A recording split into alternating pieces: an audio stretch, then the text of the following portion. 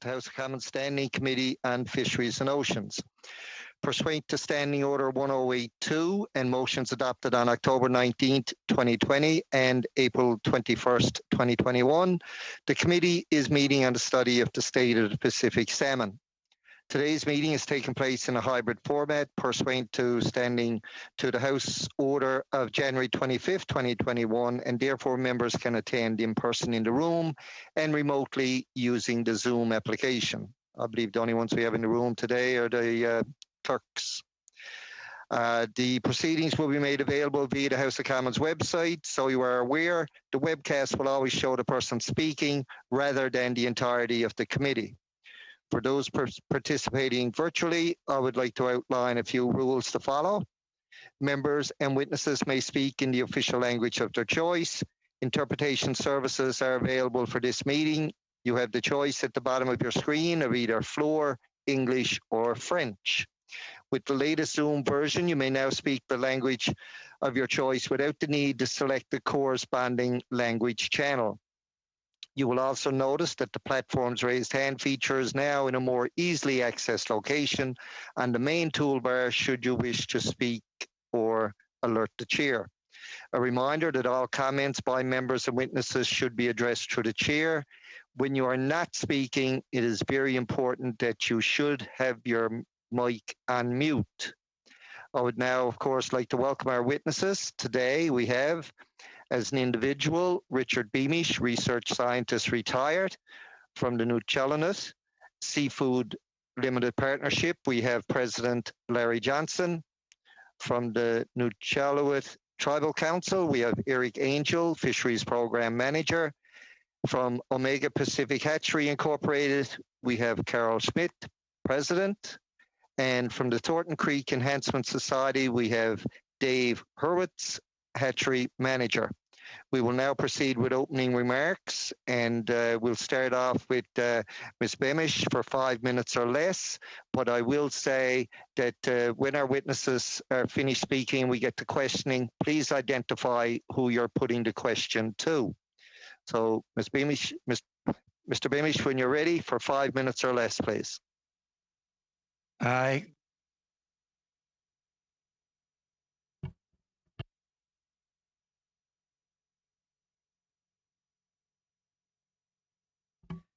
Can people hear me? Mr. Beamish?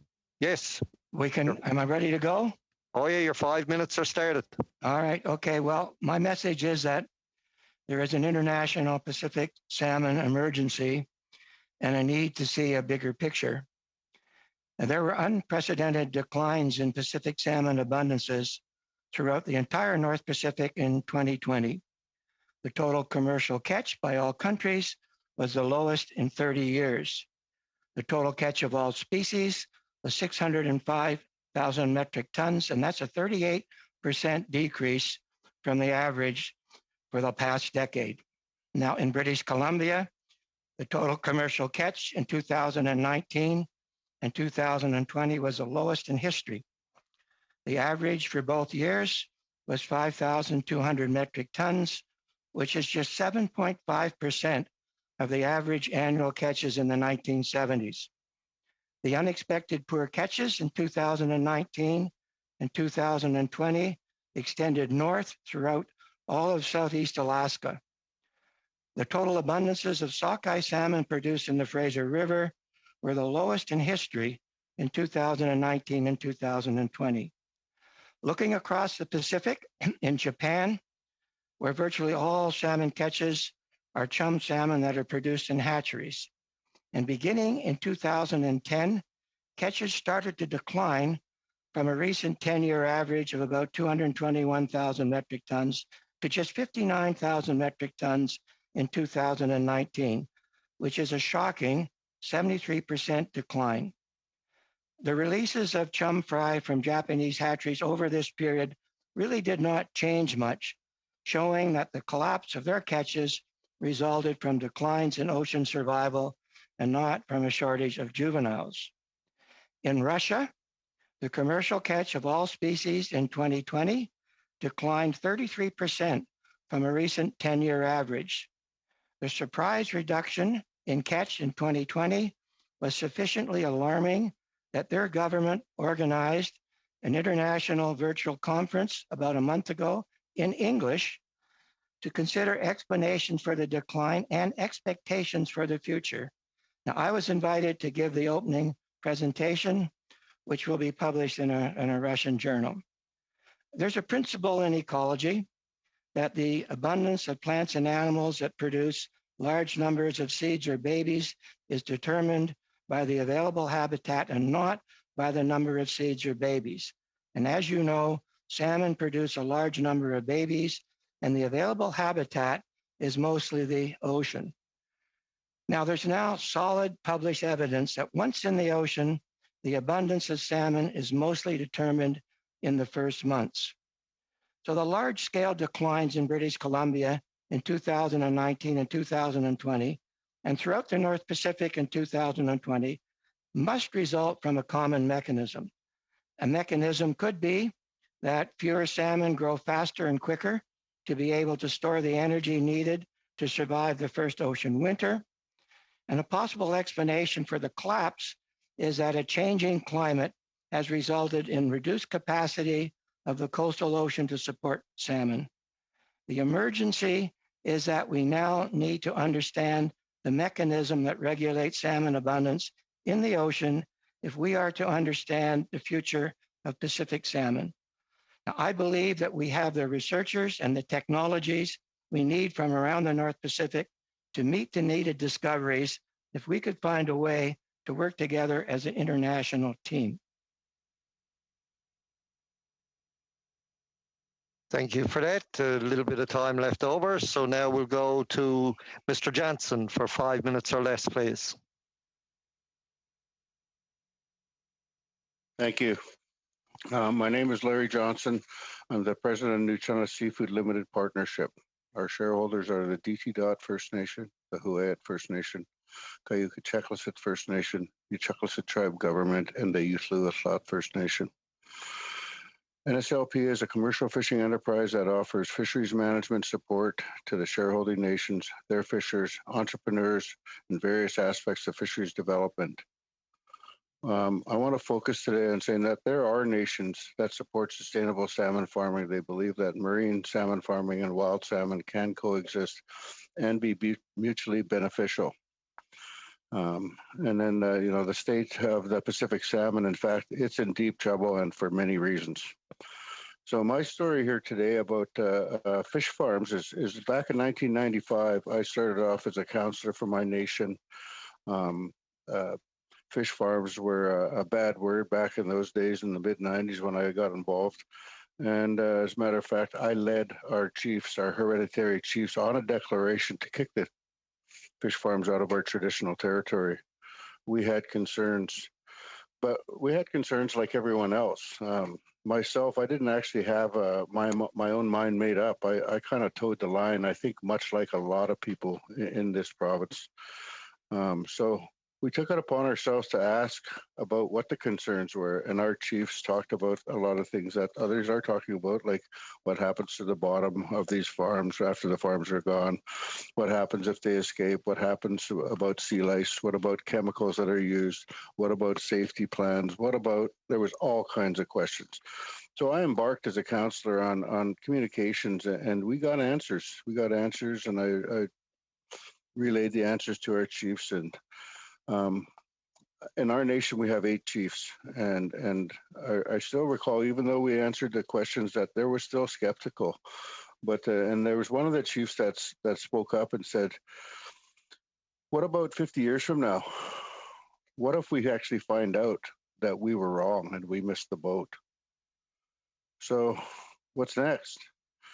Well, I think it's really hard for fish farms to work in BC because there's fear in BC. There's not enough treaties and not enough certainty for industry and First Nations in BC.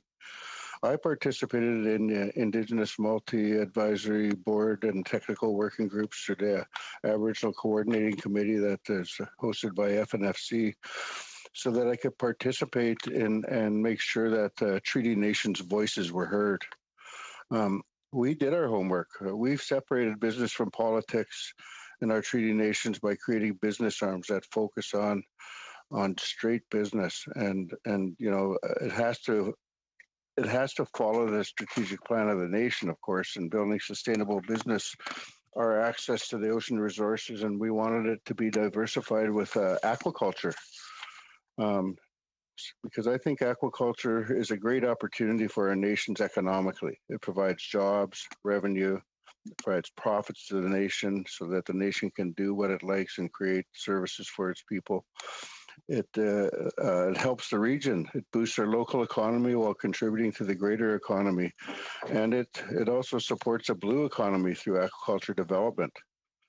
I say, how do we do this? Well, we do it through partnerships. My company has done a lot of good work in partnerships. As a matter of fact, we won Partnership of the Year award through Aboriginal Achievement. And I want to talk a little bit about partnerships from my nation's perspective, because forestry is a good example of building relationships. It takes a long time to build relationships. It takes a long time to build trust. But once you get those foundational things, then economic reconciliation is achievable. And I think, it's not something that you do and just let go. You have to keep a relationship going. So, it's a pathway forward.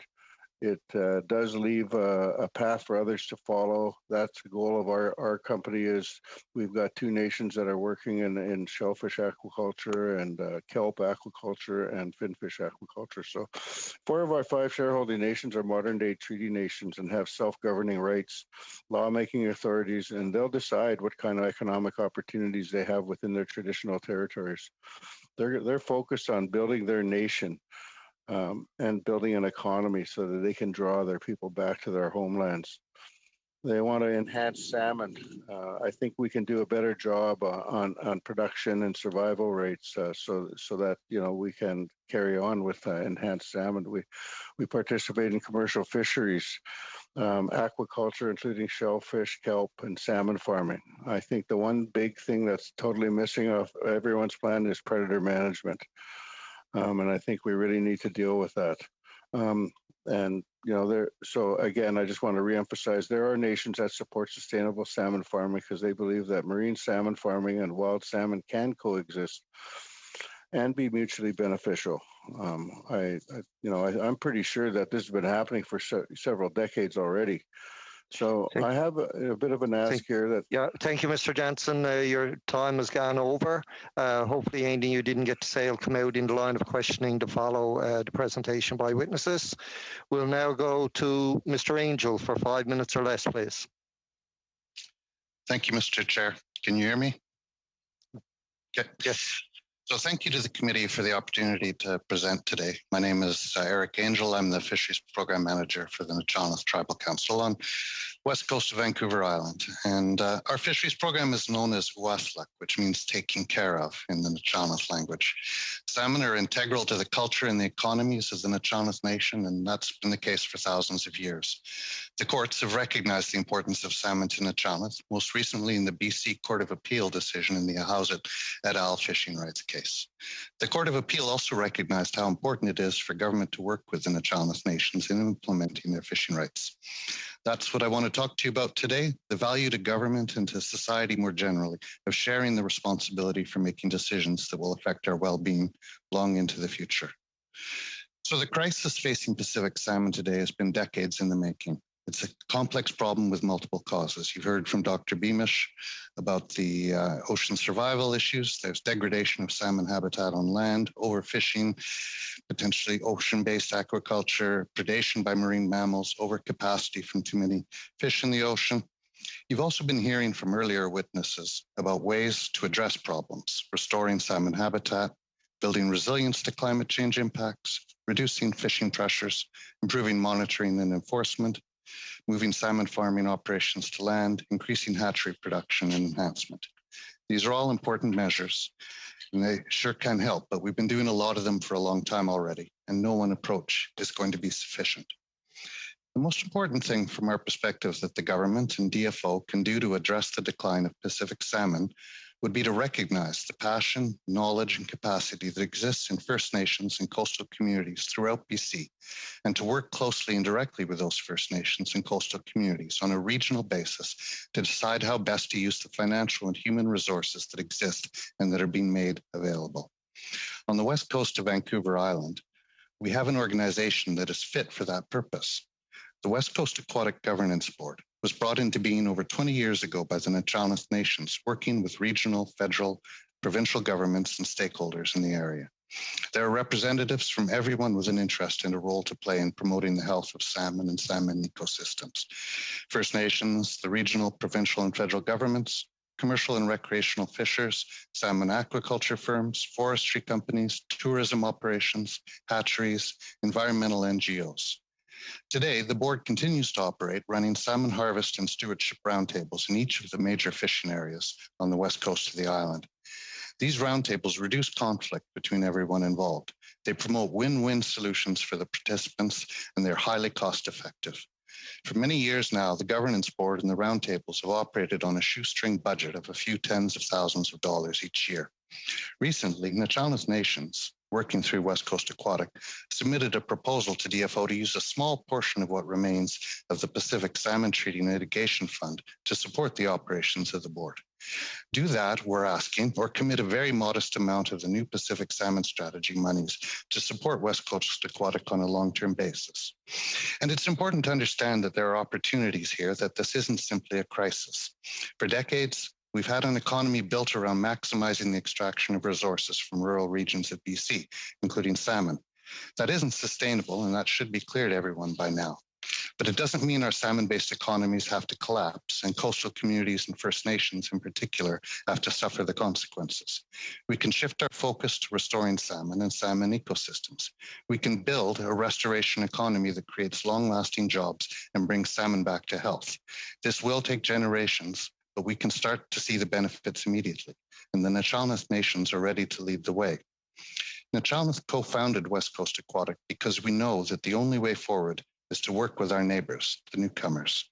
You can see this in the Nachanas commitment to Isak, respect for all living things, and Ishuk Ish Sawak, the interconnectedness of everything. We just need the government and DFO to recognize what is already here.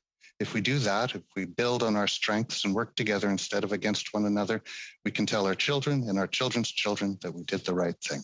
Thank you. Thank you, sir. We'll now go to Mr. Hurwitz, hatchery manager, for 5 minutes or less, please. Thank you. My name is Dave Hurwitz, and after leaving university, I commercially fished the west coast of Vancouver Island for 17 years. I've been the manager of Thornton Creek Hatchery for the past 6 years, located in Euclid on the west coast of Vancouver Island, operated by the Thornton Creek Enhancement Society. What does a hatchery like ours do? Each year, we spawn, rear, and release between 350,000 and over 1 million Chinook, chum, and coho fry into 5 streams. We undertake numerous creek walks and snorkel surveys on 10 systems to enumerate salmon returns for DFO's Stock Assessment Division. We also provide DFO with DNA, otolith scales, and associated biodata for every fish we spawn. We foster stewardship by delivering salmon in the classroom program in local schools through educational hatchery tours for thousands of visitors and students each year, open house events. We partner with and provide training for local First Nations, local organizations, and volunteers. We participate in the Clayoquot and Barclay roundtables facilitated by West Coast Aquatic, our regional human wildlife coexistence group, and I'm a member of the Salmon Enhancement and Habitat Advisory Board to DFO. We're presently undertaking a master's project using pit and coated wire tagging to study West Coast Vancouver Island Chinook survival, and we have fundraised $70,000 to undertake this research. Oh, and we repair and maintain a boat, trucks, power lines, access road, a dam, water supply, 3 buildings, incubation ring, and broodstock collection equipment. We purchase dry suits, wading gear, safety gear, fish feed, insurance, telephone, internet, and fuel as we travel long distances on gravel roads and by sea to do our work. We have a dedicated crew of 5 underpaid seasonal workers and several directors and volunteers that are the heartbeat of our organization. Each year for the past 3 decades, we've received $158,000 from the Government of Canada to operate our hatchery. There is no way the money Canada provides is enough for hatcheries like ours to do our work. We all rely on donations, grants, partnerships, and volunteers. Inflation and aging infrastructure threatens every hatchery's ability to undertake more salmon enhancement, more tagging and research, and our hatchery is not alone in this regard. Tofino Hatchery receives only $8,000 per year from DFO to rebuild salmon stocks in remote streams in Clayoquot Sound. This is barely enough to cover the cost of insurance for the vehicle, boat, building, and liability, and a bit for phone and electricity. Their money's gone before they start. Science and technology, especially DNA science, teaches us more each year how to best manage and enhance salmon stocks for resilience. The mass marking of Canadian hatchery fish should be an imperative. We need to be able to measure the success of enhancement and habitat restoration. Mass marking permits for selective fisheries that protect wild stocks while allowing for harvest of hatchery fish. It also provides hatcheries with the ability to ensure genetic integrity when spawning fish from small populations. Mass marking identifies the wildness of a run, allowing individual watersheds to be enhanced to their optimum. If we were permitted to use DNA parental-based tagging developed by DFO, the cost of mass marking drops dramatically and provides more information for science. Most hatcheries have been collecting the necessary data to undertake this paradigm-shifting method of aging and determining the origin of hatchery fish for several years. I am flummoxed by the idea of a Pacific Salmon Secretariat and Restoration Center of Expertise. What I do know is that through hatchery enhancement, habitat restoration, research, and science-based stock management, we'll improve the state of our salmon. I also know that DFO has been deeply gutted over the past 15 years. Important positions haven't been replaced due to funding cutbacks, and valuable expertise is being lost to attrition. Our incredible community advisor has been covering 2 positions. Enforcement can use more resources, and more watersheds require surveys and biodata collection for stock assessment. The regional DFO staff are our partners, and like us, they need more funding for boots on the ground. If we can ensure that the existing hatchery programs are funded to succeed, funding new community hatcheries in critical areas is a worthy investment in salmon. Now is a crucial time to act on Canada's obligation to conserve our salmon runs. Hatchery enhancement is an effective tool in the toolkit required to rebuild salmon stocks. Canada absolutely needs to support hatchery enhancement with cost of inflation funding increases at the very least, and fund the mass marking of hatchery salmon. Thank you. Thank you, sir. Right on time. We'll now try Ms. Smith for 5 minutes or less, please.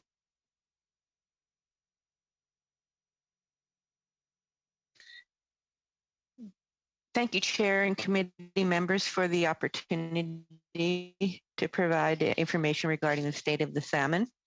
My name's Carol Schmidt, and last fall was 40 consecutive years I've raised Chinook salmon. I'm a graduate from BCIT Fish Wildlife Program, having employment history with provincial fisheries, federal fisheries, Union Carbide Fish Farms, C1 Aqua Farms hatchery manager, and Pacific Biological Station Chinook incubation contract. In 1987, we built our privately run Omega Pacific hatchery and raised thousands of adult Chinooks and millions of S1 smolts for aquaculture, including 25 years growing large Chinook and ocean. In 2009, we raised 600,000 Chinook S1 smolts for 13 releases for enhancement projects. Data shows all S1 releases continue to have higher marine survivals and adult returns than S0 smolts.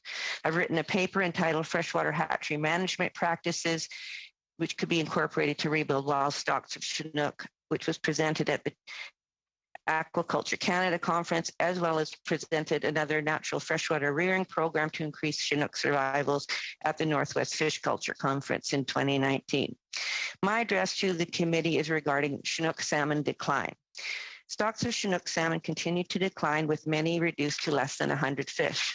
Rebuilding efforts have not increased the stocks because DFO's enhancement smolts released as S0s have low marine survivals with too few adult returns.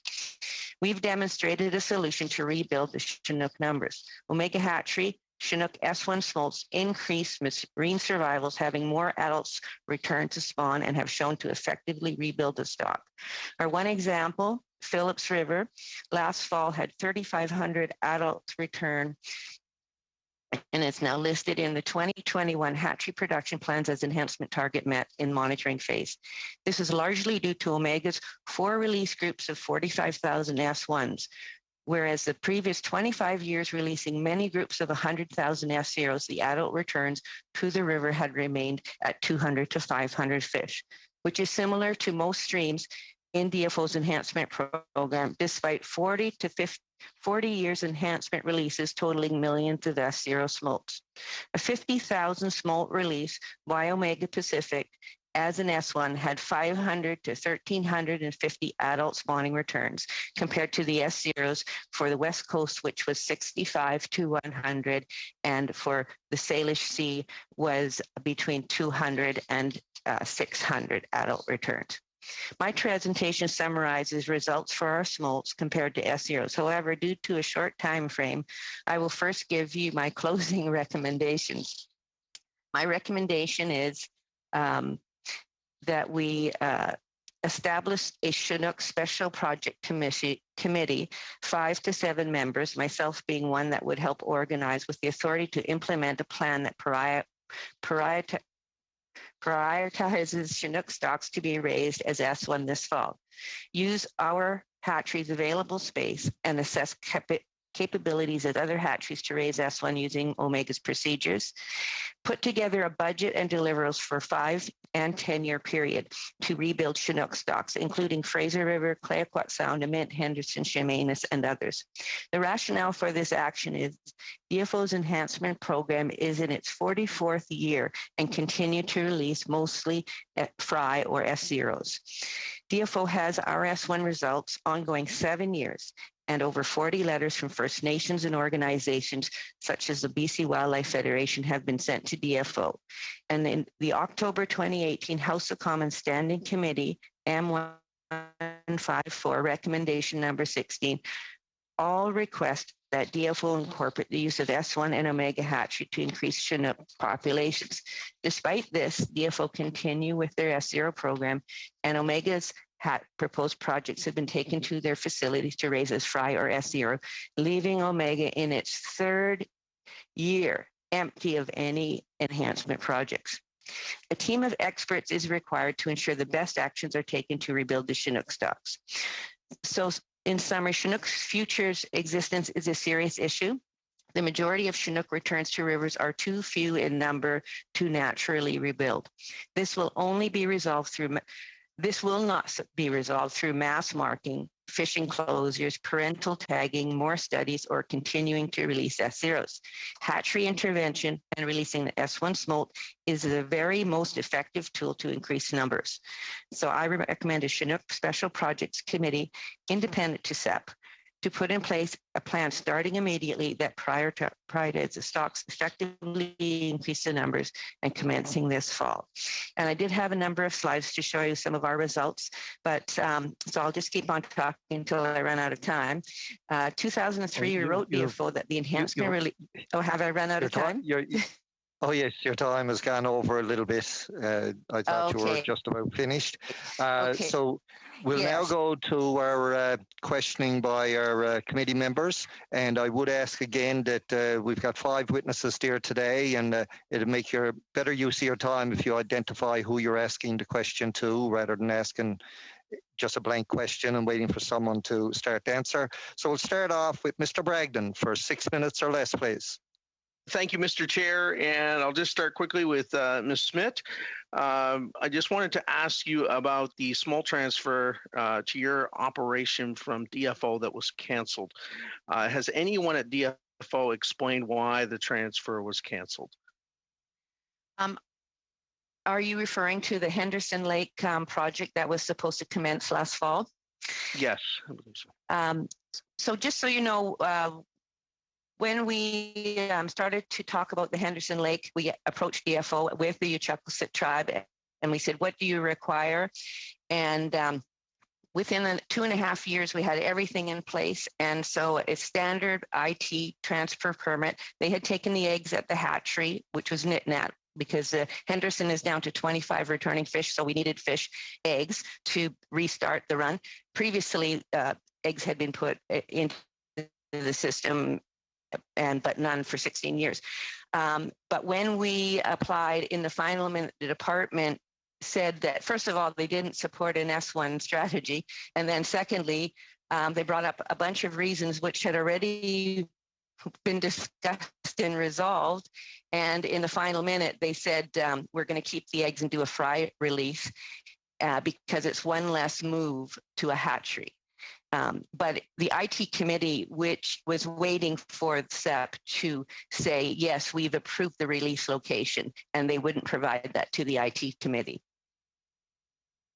Well, it sounds like you have a very successful program that's been developed and seems to be showing some good results. So hopefully we'll see that continue to grow and to be able to help replenish at-risk stocks of salmon throughout the West Coast. And I just want to move quickly on to, and I know we've got several witnesses, but I'm going to go to Mr. Beamish as well. It was nearly 10 years ago, I believe in 2011, you appeared before the Cohen Commission and presented a theory that mature wild Pacific salmon could and did cause wild salmon smolts to become infected with sea lice, independent of any harm caused by farmed salmon. Do you believe that it is wild adult salmon that are responsible for infecting wild juvenile salmon with sea lice? Are you still of that persuasion, Mr. Beamish? Boy, I don't remember saying anything like that. Okay. What I'm presenting today, hopefully everyone got the message, is that we really need to see a much bigger picture. And we need to understand what is regulating the production of salmon in the ocean. And just quickly, Russia, when they got their unexpected poor catch last year, they are now taking the issue seriously. They have determined that 2021 is the year of the salmon in Russia, and they've put together a 5-year program, not only to come up with the explanation for the decline, but for looking at the future. So I'm sorry, I honestly don't remember anything, but I'm old and I retired 10 years ago. No problem. Thank you, Mr. Beamish. And I want to follow up with you and look, respecting your years of service and knowledge in this field, I wanted to ask, what are some of the actions that can and should be taken right now in 2021 to restore Pacific salmon stocks? I mean, we're hearing so much testimony from a wide variety of very qualified witnesses, but really for tangible action to be taken that is practicable and doable without devastating any community or employment for people, what are some practical first steps that you feel that would render the most results? Okay, it's a perfect question. It's a common audience question, and obviously it's difficult to answer. I suppose what I want to say is that we really need to work together as a team, both within British Columbia and internationally. I think there are things that can be done. And very quickly, I'll tell you that, for example, the South Thompson Chinook salmon, there's 12 or so populations, and they represent about 30% of the adult Chinook coming back to the Strait of Georgia and the Fraser River. Those Chinook salmon enter the Strait of Georgia 6 to 8 weeks after all of the other Chinook salmon. So they are entering an ocean ecosystem that essentially has a different carrying capacity. And they are benefiting from that. If we really understood the mechanisms responsible, then we as a community can begin to focus on what we can do when we have changes in the coastal ecosystems. And that's what's going on. The reason that we're seeing reductions either in Japan or up into Southeast Alaska is that our coastal ecosystems no longer have the capacity. So if you understood what the mechanisms are, and I think they are as simple as the juveniles that grow faster and quicker survive better. Once we understand that, I'm sure that we have the ability, the technologies to maximize the survival in the ocean. Thank you, Mr. Beamish. And I'll just go to Mr. Johnson quickly on this. Mr. Johnson, what would you recommend? And from your perspective, what do you feel are some of the things that we should be enacting quickly upon that could achieve the best results in restoring health to the Pacific salmon? Well, I think it's a combination of things. Production needs to be upped.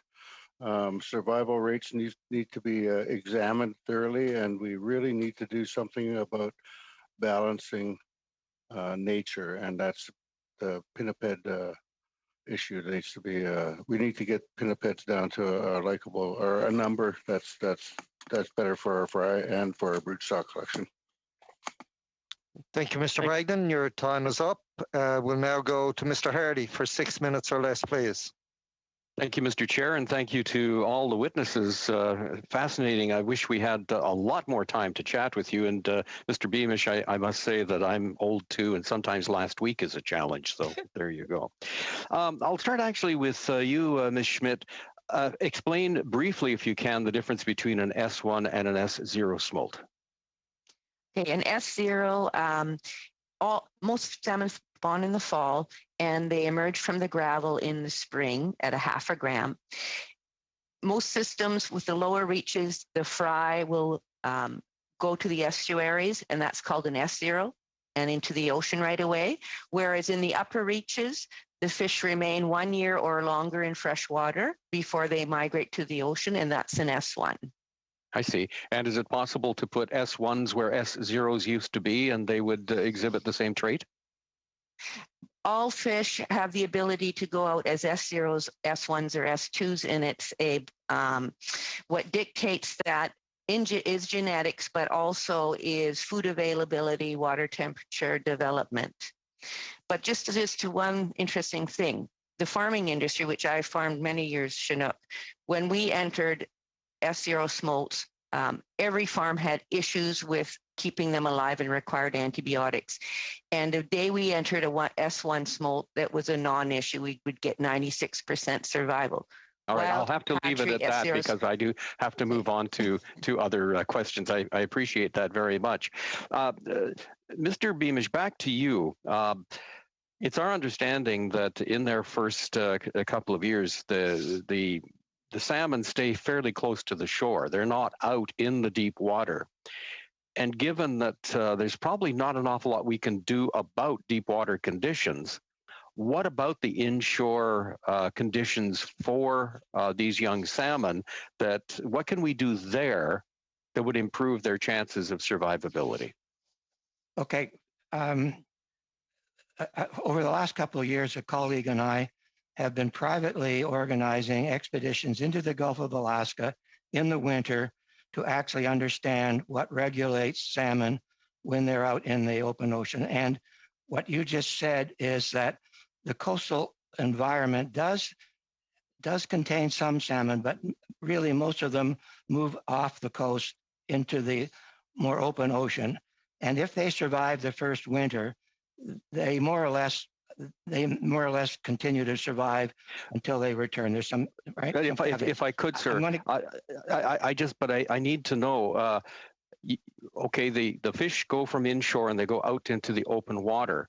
Do we know the population of the fish leaving the inshore and going out to the water? Because if too few fish are getting that far into the deep ocean, then that would say an awful lot about where we might have to focus our attention here, given that there's not a lot we can do about the deep ocean. Okay, a short answer is you're right. That is, according to what I think we've seen in the research that we've done in the last 10 years, is exactly what you said. It's the coastal ocean survival that probably is more or less now regulating the abundance of salmon coming back. Thank you for that, sir. And I know that all of you could go on at great length. And, I think that if we miss something or you're not able to finish, a thought that you really wanted to stretch out, please write to us because, again, our time is usually pretty short. Mr. Hurwitz, we've heard a lot about hatcheries. We've heard pros and cons and sometimes conflicting evidence. Do we know enough to come up with a really good, collaboratively developed hatchery strategy for the restoration of salmon stocks in the coast? Well, I think about the work that we're doing in our area, and science is growing leaps and bounds. To speak to what Dick Beamish just said, the research we're doing is looking at bottlenecks in the estuary using very advanced pit tagging technology. We'll be able to track these fish right out into the nearshore waters. And I'm sorry, sir. return. Again, with time short, I guess the question is yes or no. Do we know enough? I think we're starting to, yeah.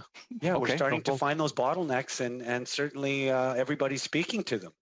Okay, no, fair enough. Fair enough. Indeed. Because, one of the things that we have to do is we have to think about a rather large amount of money that the federal government is willing to invest. Obviously, we want those investments to be wise, and we want them to produce results. Mm-hmm. There's always a temptation for people to say, oh, we've got to have a study, oh, we've got to have a committee. And, when all is said and done, there's more said than done. And that's what we need to avoid. Mr. Johnson, you said that, when you were talking, in your community, that you went out looking for answers to some of the initial misgivings about open net aquaculture. Where did you get the answers from? And over time, did those answers change?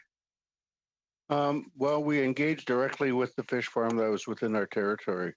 And we engaged with someone that was specific there to answer our questions. What was the second part of that question? Did their answers change over time? No, the answers didn't change, and as a matter of fact, we started to see that maybe we were missing the boat, and that we needed to start creating some different criteria for what it is we're going to do. Right. Thank you, Mr. Hardy. Okay, thank you, sir. You can see me going off of mute, I guess. We'll now go to Mr. Trudell for 6 minutes or less, please. Merci, Monsieur. Thank you, Mr. Chair. I'm the MP from Longueuil-Saint-Hubert on the other side of the country. It's a little bit strange because salmon seems to be very specific. A specific issue here in Quebec. What I know about salmon is that my father-in-law would go fish it in Gaspésie. I find this testimony very concerning to see that their catch rates are down, much lower. Talk about shared responsibility, the degradation of salmon habitat. The ecosystem seems to have changed. I find that this is extremely important. My broader question is the following. I'd like to hear each witness speak to this. Other witnesses also have testified to the importance of having good consultation between the department, different stakeholders such as yourselves and scientists. A budget was tabled recently. Do you think that there was an effort for consultation on behalf of the government? Do you think this translates concretely into action? Mr. Horowitz, to begin. I would say that there's lots of chatter, but that have we been consulted as a hatchery? Not really. We are the boots on the ground. We're the data collectors. So we're feeding information into these think tanks. Mm-hmm. Mr. Beamish? Mr. Beamish. Remember that I'm old and retired 10 years ago, but there are good people in DFO, and the work that I've been doing to look at what's regulating salmon abundance in the ocean has been in cooperation with DFO. So we have a good working relationship. I'm quite comfortable working with DFO. Mm-hmm. Monsieur Angel? Mr. Angel, on the same question. Yes, I wouldn't say that we've been consulted per se, but we work closely with DFO, and I think there's absolutely work we can get going on right away. We're doing a lot of that work already. This new money will make it possible to expand on that, and we, as I already spoke about, we have an existing organization that the Challenge Nations participate in that's set up to make the kinds of decisions that we need to make about how this money can be best spent. So yes, thank you. Mm-hmm. Il manque Madame. Mrs. Schmidt, please.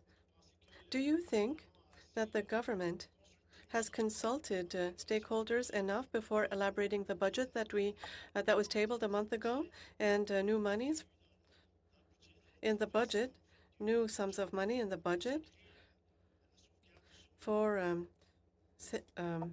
salmon conservation? Madame Schmidt? I was aware of it through seeing emails come across my desk.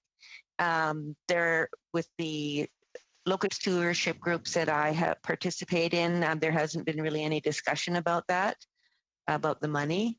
And myself, with our enhancement and our information and a solution to rebuild the Chinook stocks, the problem is the department 100% controls who can participate in how you release the fish. And since their program's based on S0 releases, there's been a big resistance to our participation. All the fish we've grown to date, we've had to rely on our own money and money from our community, which is 600,000 fish, which is a lot of fish, and the community has wholly supported it. So I would have to say relationship with the salmon enhancement program, because we're private and we bring a different strategy, has been, as I say, they're continuing 44 years with their same strategy, even with the results that we've shown that can make a huge difference. You can rebuild a stock in 4 years to over 1,500 fish. Yet some of them have had 5 million fish released over 40 years, and they're at this almost the same number when they started 40 years ago. So that is why I'm presenting here today. Mr. Johnson, à qui j'ai pas posé la question. Mr. Johnson, did the government consult enough before setting out the budget? Well, I'm not sure that they consulted enough, but I can say that our nations are treaty nations and have a relationship built since 2011 with the department. So there's the ability to collaborate, to co-manage and co-develop plans and co-implement. So we certainly want to work with DFO to up production and collaborate and try to create balance out there in the resources. Thank you. Mr. Johnson, another question. Do you find that right now, given the state of the dramatic state of the salmon fishery, do you think that the amounts announced are sufficient to implement an overall strategy to safeguard salmon habitat? I'll begin with you, Mr. Johnson. Yeah, that's a loaded question. I'm not sure whether enough is going to be enough, but more is always welcome. So yeah, I think we can do what we can with what we got, and I would hope that we would spread the money out a little more rather than some of the big hatcheries that seem to usually get the funds. So maybe some more along the Vancouver Island West Coast. Thank you. Thank you, Mr. Trudell. We'll now go to Mr. Jans for 6 minutes or less, please. Well, thanks so much, and probably could be hosting this in our riding, given that 4 of the 5 members of this panel are from our riding. Mr. Beamish is just outside our riding. I'm going to start with Mr. Angel. If you can speak about, back to West Coast Aquatic, you talked about the important role they play when it comes to reducing conflict and also, in terms of co-management. Can you speak about what role DFO is currently playing at the West Coast Management Board and what needs to happen in terms of investment? Sure, thank you. So, Mr. Chair, my reply is that right now DFO is not participating in the management board. They provide some limited support for the salmon roundtables to operate, and that's great. But they're not actually participating in the process of decision making, and that's what we need from the department. They began 20 years ago in that capacity and then withdrew. And we need everyone at the table to be able to make the kinds of decisions that need to be made. So we need DFO back. We need the province there. We need all the players there. But DFO really needs to show up for that. Thank you. And just to follow up, can you talk about what's being invested currently and what did it look like 20 years ago? And what's the ramifications of, the decisions that are being made right now by the department by their absence? Well, the funding, 20 years ago was far more significant than what there is now. We operate on tens of thousands of dollars to keep things going, and the ramifications are that the crisis with salmon is a complex set of problems, right? There's no one single cause, and if you want to deal with a complex problem, you don't deal with it by just asking one person and doing one thing. You have to get everyone in the room and get them to figure out together collectively what the strategy is. And that's what we do day in, day out through the salmon roundtables and West Coast Aquatic. The things we were hearing about in terms of coastal ecosystems, we're doing that. We're collectively agreeing on the research projects that go out into the nearshore ecosystems and figuring out how to gather better data and what's happening to the fish there. We're doing all of those things together. And that's the difference right now. So if they're going to spend all that money, my point is not to pitch for specific projects, but to say, spend it wisely and ask the people who are closest to what's going on how to do that. We've heard about resources, the Pacific Salmon Treaty Mitigation Fund. You cited that in your opening. Can you speak about how that's, playing out for New Chalmette and for the Area G trawlers, for example? And we know that they've had a lot of concerns about the mitigation fund not flowing to them, yet they're not fishing close to what they were prior to the agreement. Can you speak about that? Well, the issue there is this question of using that money wisely. That money was meant to come to the west coast of Vancouver Island to support the communities here who were facing cutbacks in what they were able to fish. And very little of that money has actually made it here. And we've been going after them over and over again. We have fishers who are Air G fishers. They've lost a lot of catch. They've had their livelihood suffer. And we've made some simple requests to DFO to have that money come to the region. I guess that's what I'm talking about in the larger pictures. We need regional support for this, and West Coast Aquatic is there to enable that. The mitigation fund is money that could have been going to the coast and could have been supporting salmon rebuilding all these many years, and it still could if the department would simply make a decision around that.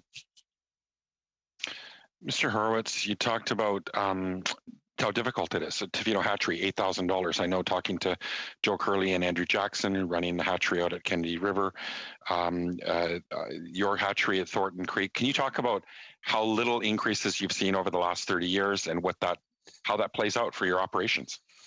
Well, our facility was built in 1975, and like I always say, if you have a house on the West Coast that age, there's lots of maintenance, let alone if there's water running through it. We've done quite a bit of work fundraising to maintain our facility, upgrade it to the highest level of biosecurity standards. So we are poised to move into the future effectively, but we're still facing threats like climate change. We need to increase the height of our dam. I have the ability to increase rearing capacity, but we need more water. So I'd like to get more crews because salmon are generally all spawning at the same time. So we could have more crews on more systems. So the money we're looking for is not for carpeting and Xerox machines. It's just more people and just making sure that we have effective, well-maintained equipment. You talked about to other hatcheries, Tofino Hatchery, for example, $8,000 before they even get off the ground. I mean, can you talk about how this impacts morale, which actually, money unlocks manpower, volunteer hours, and also what would happen if we just stop funding hatcheries? What would be the impact to those rivers and the systems where we live on the west coast of Vancouver Island? Yeah, for starters, you could, because we all are small hatcheries. We're not federal facilities. You can just shut us down. There's no pensions. There's no union jobs. We donate. We put up to a quarter of our budget towards helping Tofino Hatchery and resources, and they've been engaging lots of different volunteers, businesses, etc., just the way we do. But people have to understand these are remote systems, and in those systems, two of the rivers that we enhance, there's only a handful of unlocked watersheds on Vancouver Island. These are not habitat issues, but the salmon are struggling. But I must say, through the tagging that we've done, the marking, we do see results from hatcheries. I'm sorry, we do. And if it wasn't for the hatchery effort and all these volunteers and businesses and locals contributing, there'd be nothing. Thank you, Mr. Johns. We'll now go to Mr. Arnold for 5 minutes or less, please.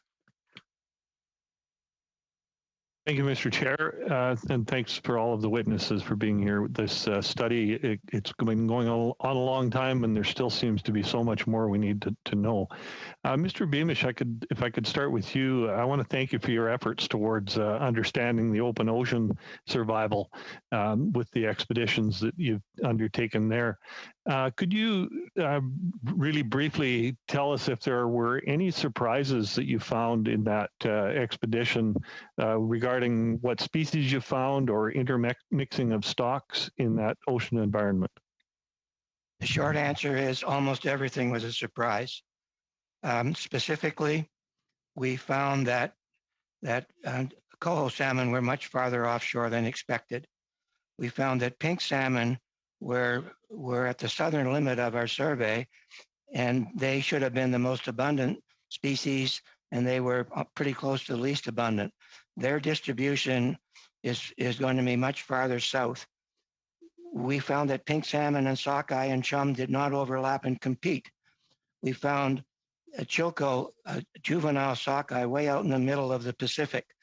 We found that we made estimates of the expected returns of chum salmon in 2019 and 2020, just based on our catches, and they weren't too bad. And we've also made a quick estimate of what will come back to the Fraser this year, and we're projecting that it would be a little bit better than the last 2 years. Some of this isn't the publishable science, but you ask me, the short answer is, I think just about everything that we found was new. Okay, thank you. Are there any measures that we can take that will affect the ocean environment in the short term? I mean, we all hear that climate change is affecting and so on, but is there anything in the short term? You know, that's just, again, it's a standard audience question, and you hear commonly that we can't change the climate and we can't change the ocean. So, you know, we're going to continue doing what we're doing. And it's a tough answer, but you can do something. If we understood the fundamental mechanisms regulating salmon abundance in the ocean, we would make decisions that would allow us to maximize ocean production. I could give you some examples, but you guys want short answers. If you could send us those, we'd certainly be happy to include them. Okay, right. Thank you. If someone reminds me. Okay, thank you. Mr. Johnson, if I could with you, the federal government has announced resources for the Sustainable Aquaculture Program, but it's unclear which direction the transition of the program is actually meant to drive. Has your organization been granted any funding under this Sustainable Aquaculture Program? Not that I know of to date. Thank you.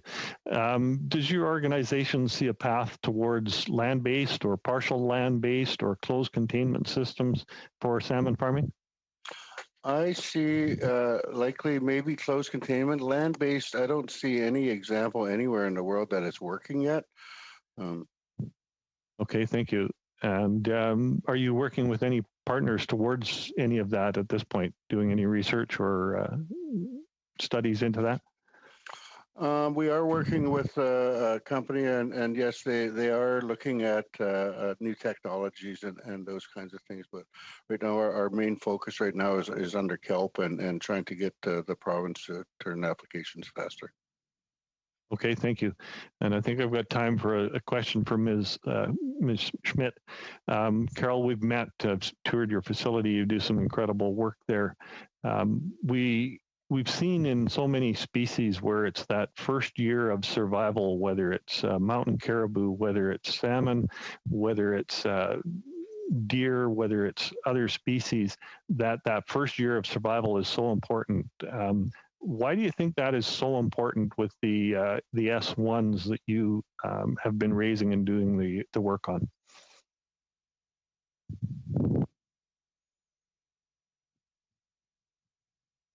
You're on mute, Ms. Smith. Oh, okay, there. I would say that an S1 is much different than an S0, and they are much more physiologically, mentally, and immune developed, and that is why S1s migrate very quickly in the early spring, whereas S0s take a lot of time and use the estuaries. And in the farming industry, we found as soon as we entered S1s, there was absolutely no issues so long as they were raised properly. So I think it's an extremely effective tool, and the government needs to expand more on it. They've had problems raising them, but we're specifically set up, and we can do 10 groups of 50,000 a year, and we could rebuild to over 1,500 to 2,000 fish in each stream and start that, where most of them are within a few hundred fish still after all the years of S0 releases. And so that's my answer. Okay. Thank you, Mr. Arnold. We'll now go to Mr. Morrissey for 5 minutes or less, please. Thank you, Chair. My question is to Mr. Beamish. Do you think that Canada can deal with the West Coast Pacific salmon decline issue on its own? Oh boy, that's because you made reference of 70%, 7% today is 7% of 1970 stocks, 73% decline of Japan and Russia. So I think the answer might be yes, but it's going to be a lot longer. If we could work as an international team, there's no question. And if Canada and other countries that produce salmon could find a way of getting scientists to work together, I know, because I know the various scientists in the various countries, and the way to expedite the understanding that we need to understand the future of Pacific salmon in all countries, the fastest way of doing that is to work together as an international team. So you would recommend this committee that we strongly advocate for an international cooperation on dealing with this issue, which has been ongoing for years now. Absolutely. If you look at our history, if we go back to the 70s, as you pointed out, we started the salmon enhancement program with a commercial catch in Canada of 70,000 metric tons. We told Treasury Board it would be 120 to 140,000 tons by 2005. Instead of 120 and 140,000 tons, it's 7,000. So we're all right. So we didn't get there. So the point is that you have to begin to think differently. The best way is to use what exists in the Pacific. We have the scientists, we have the technologies. No, thank you. Chair, my next question is to Mr. Johnson. And Mr. Johnson, could you elaborate on, because I believe you may be one of the only witness that has appeared before this committee. I'm not sure if you're advocating for open pen fish farming, but you were certainly not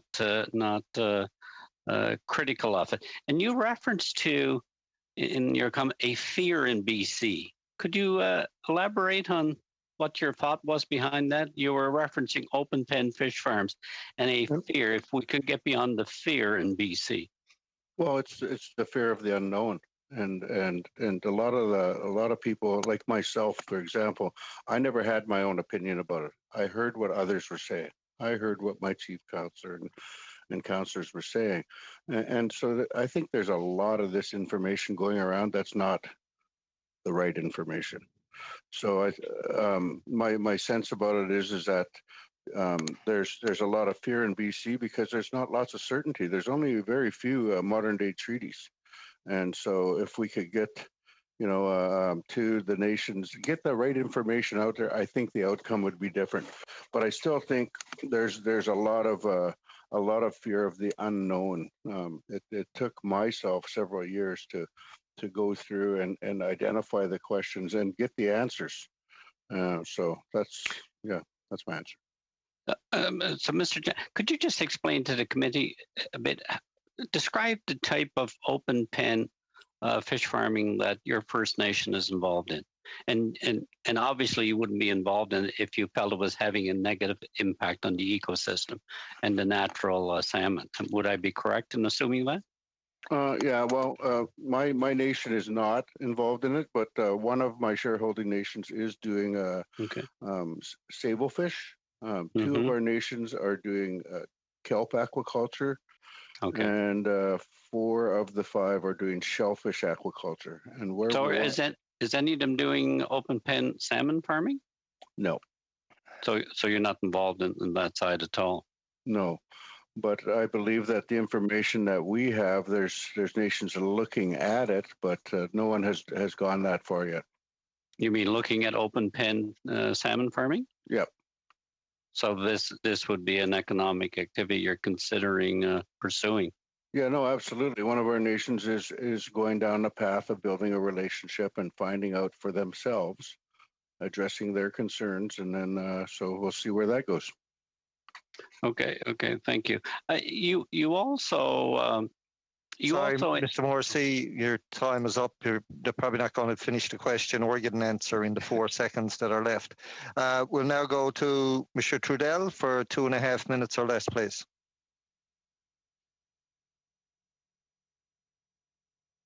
You're on mute.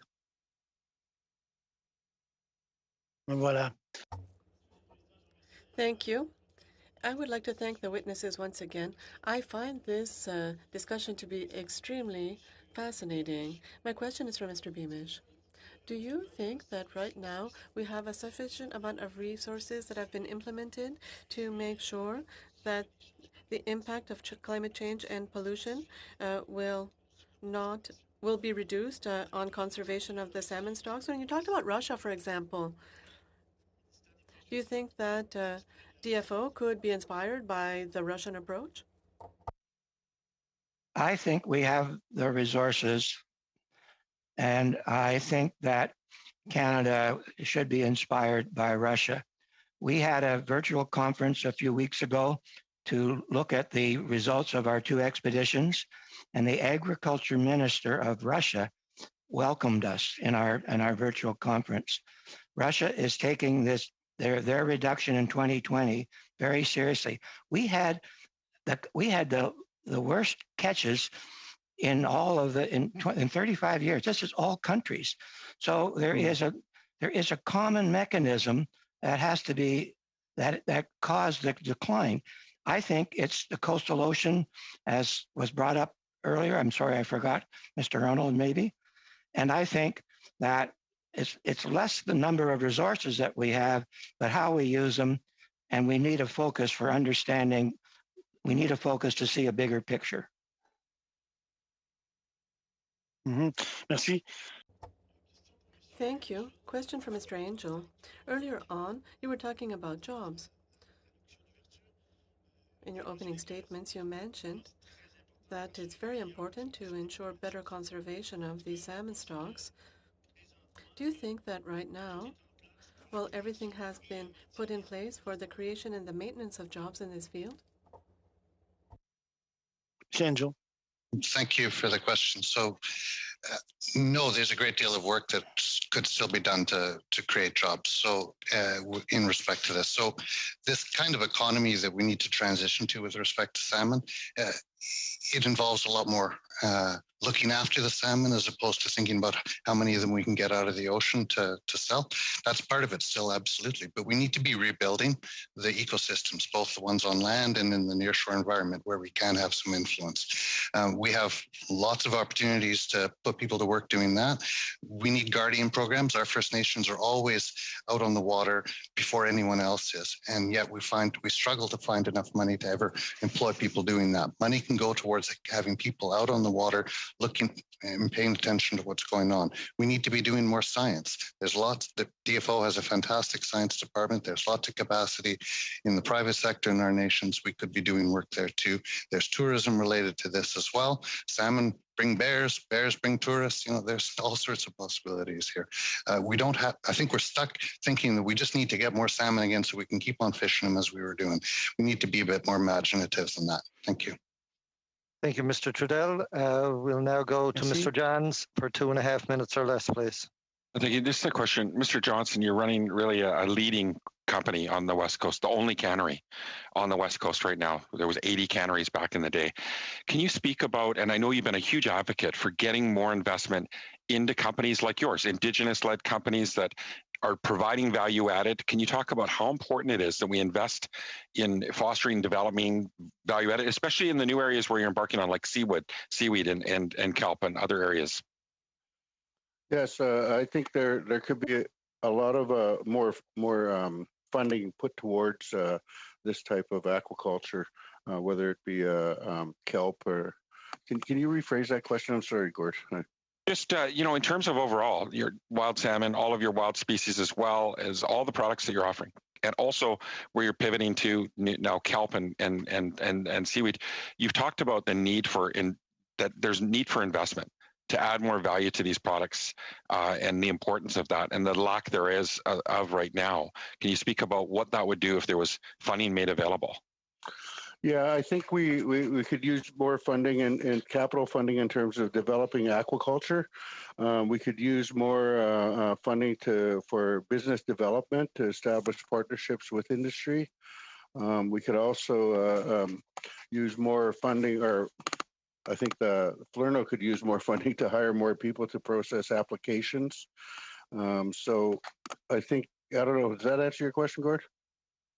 That's where I was going, how that could support. Carol, you've talked about your frustration with the department, the delay in decision making. I mean, just this year, you're in partnership with Chucklisset. You had, smolts ready to go, and you couldn't get an answer from the department. Can you talk about the impact of the delays in decision making at the department, how that's impacting, wild salmon and the opportunities that are there and the partnerships? Yes, it was extremely disappointing in the final minute to have the department keep the eggs and do a fry release instead of allowing us to pick them up to grow them as S1s. And just so you know, for the Henderson, we had a 5-year private commitment to pay for the entire enhancement program. Released as fries will have 160 fish come back. Released as our S1s, it would have been 1,100 or more adult returns. Sorry, what was your question? So the frustration. So I think that Rebecca Reed had stated that they rely on private and public involvement and participation, because without that, they wouldn't be able to complete as many projects as they do in the department. There's lots of good things going on.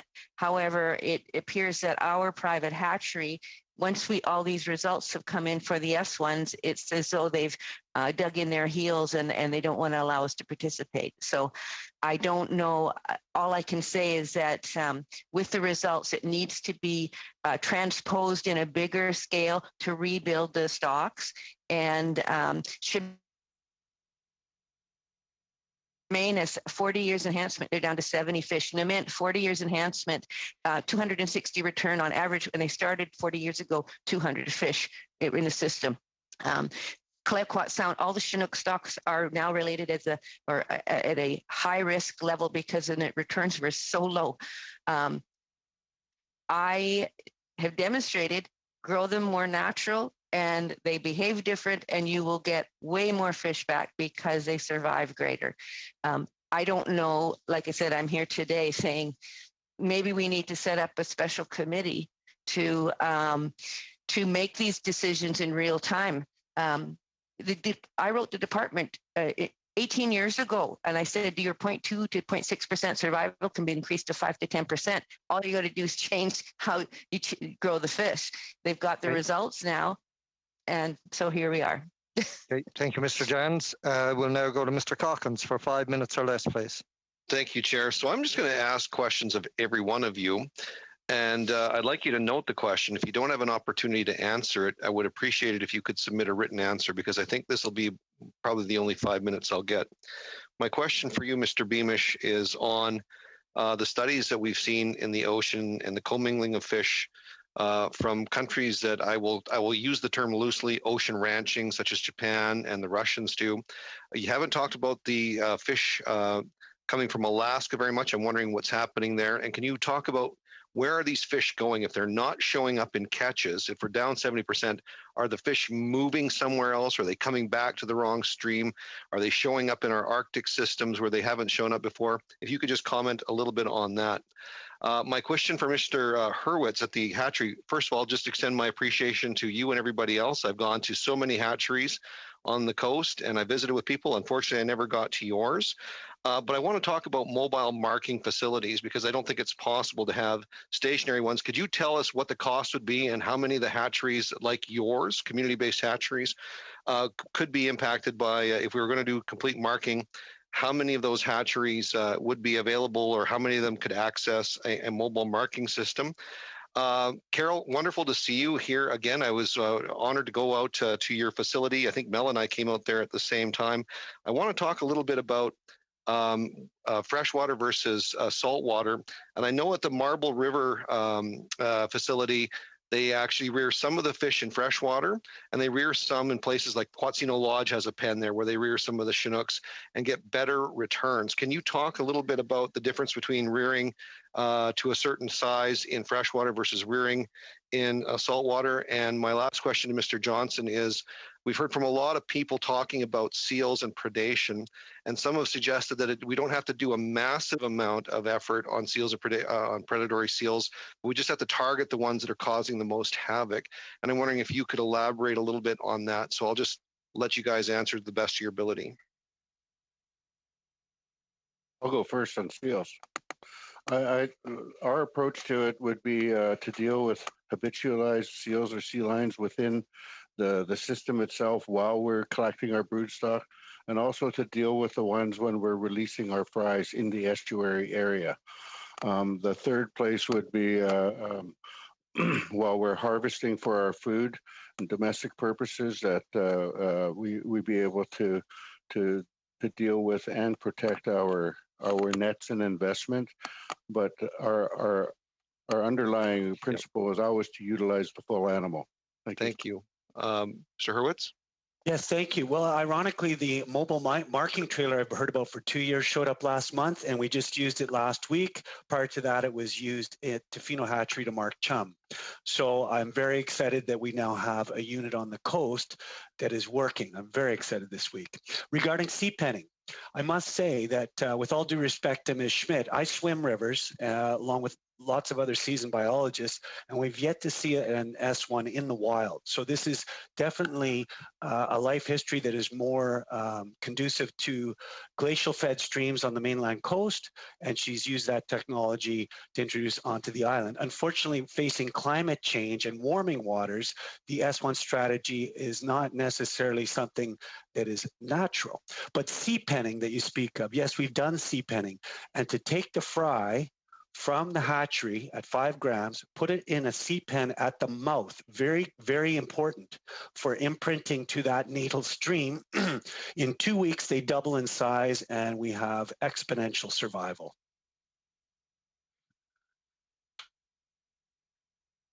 Mr. Beamish, do you want to take a shot at my question? Fish that survive are the fish that grow faster and quicker in the first months in the ocean. And those fish that survive the first ocean winter, there is mortality, but in general, the brood year strength is determined at the first ocean winter based on how fast they grow in the coastal area. Our high seas studies, there's the fish that we catch. There is some overlap with U.S. fish, but in general, that's not quite true. There's chum salmon from Japan and Russia in the Gulf of Alaska.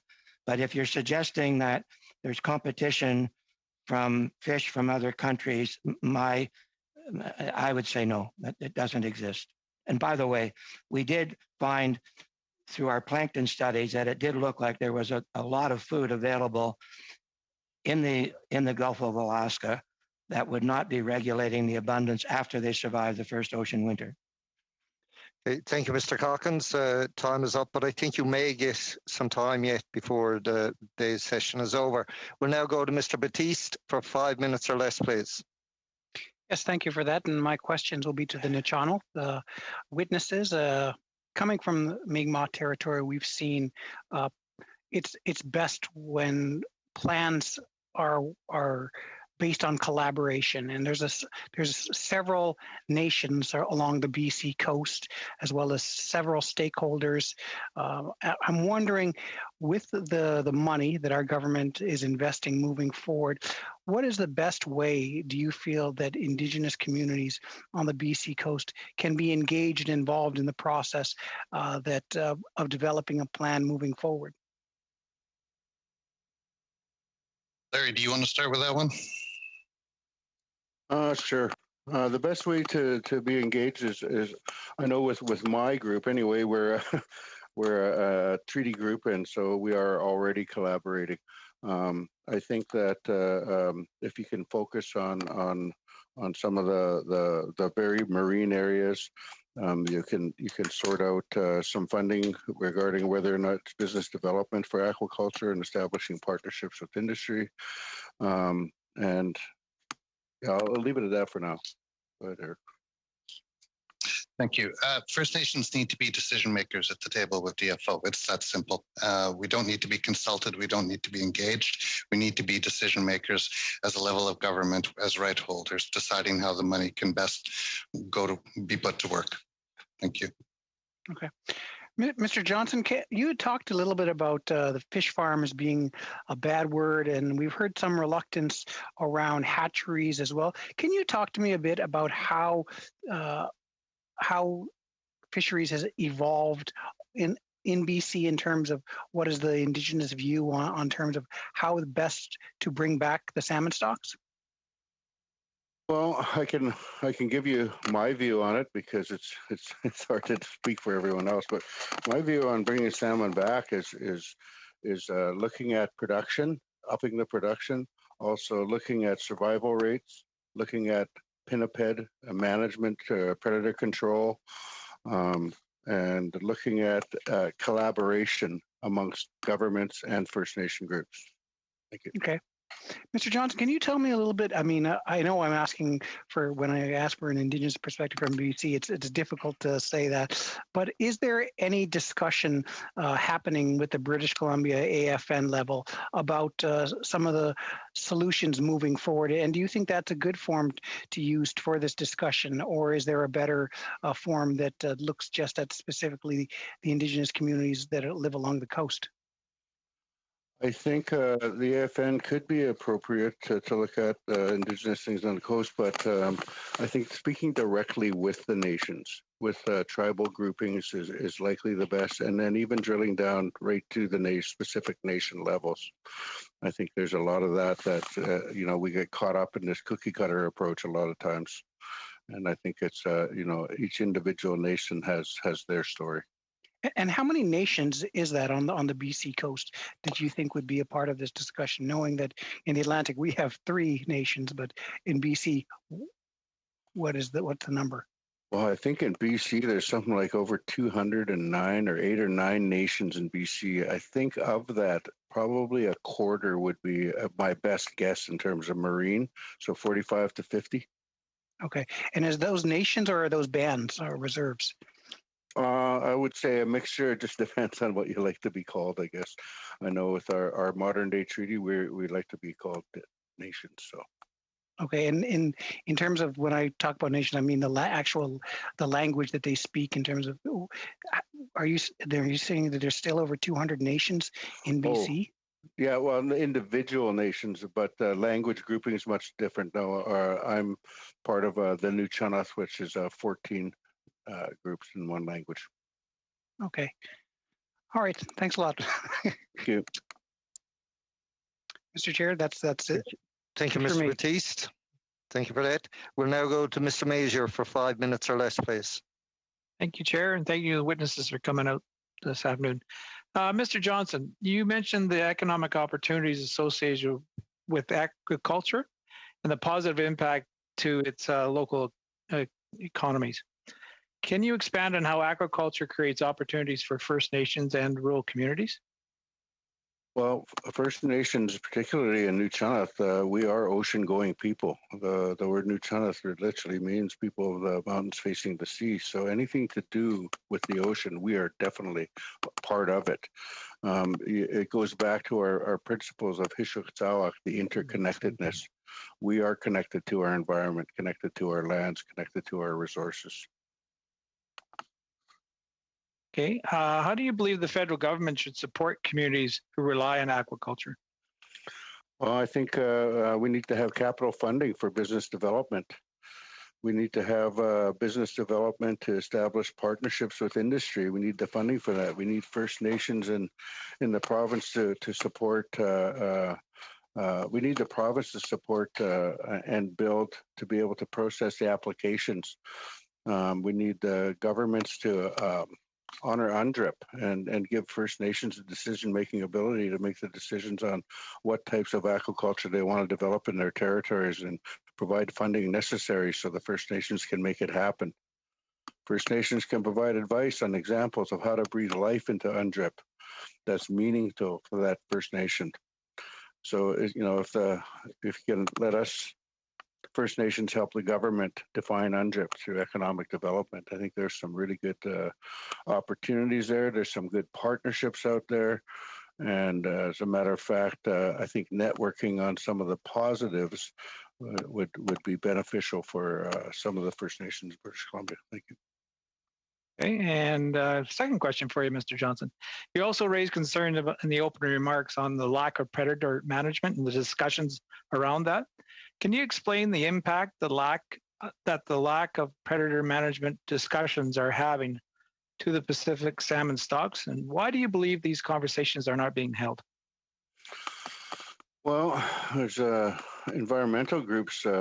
I like to call them environmental activists because everyone is afraid to deal with it.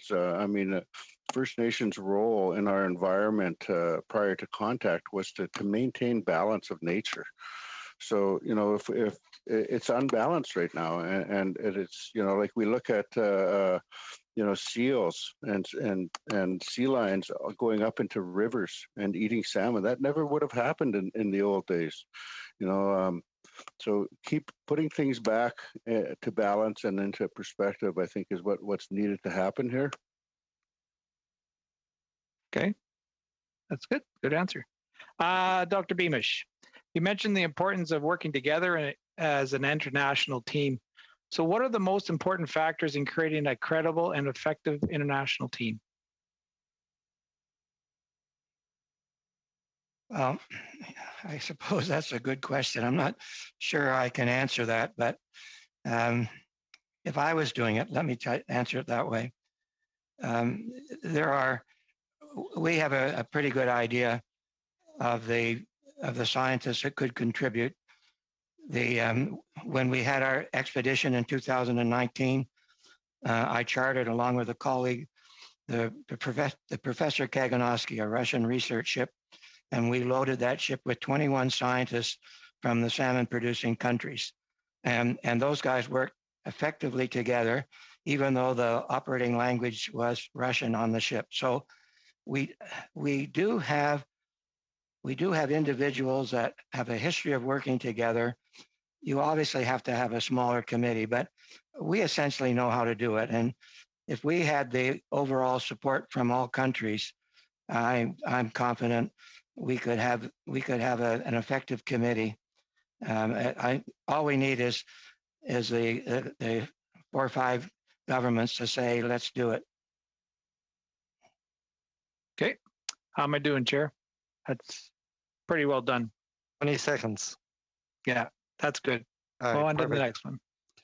Perfect. We'll go to Mr. Hardy for 5 minutes or less, please. Thank you very much, Mr. Chair. And interesting conversation today. Mr. Johnson, the predator management system or approach that's being used in Washington State focuses on what they call problem sea lions and seals. Is that kind of what you've been talking about as well? Yeah, we're talking about the problem seals, and I call them habitualized ones, but the ones that come into the rivers, that come around when we're releasing fry.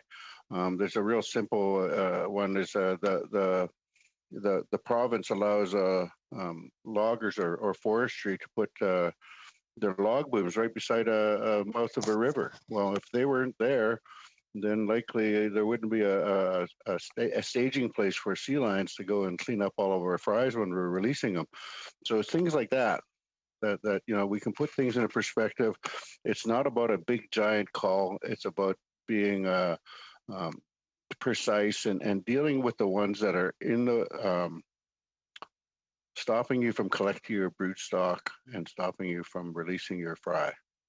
Yeah, you're the second person to tell us that, so we'll make sure that that's reflected in the study somewhere. Appreciate that very much. Mr. Beamish, we heard from our panel the other day a lot of commentary about things that Washington State is doing that we should look at. Do you have any reflections on that?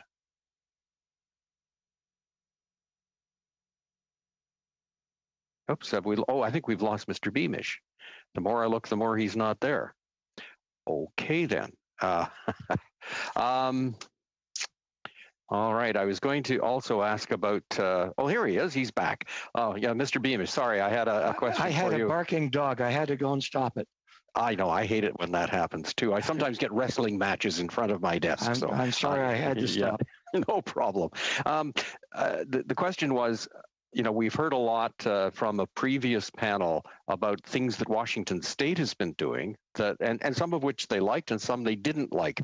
Do you have any reflections on Washington State specifically and some of the measures that they're taking? Well, the Washington State has a focus on Chinook coho more than the and steelhead, and what they represent a fairly small percentage of the total catch by all countries. But having said that, they have some awfully good scientists that have produced some really good papers, again, focusing on the mechanisms that regulate salmon when they enter the ocean.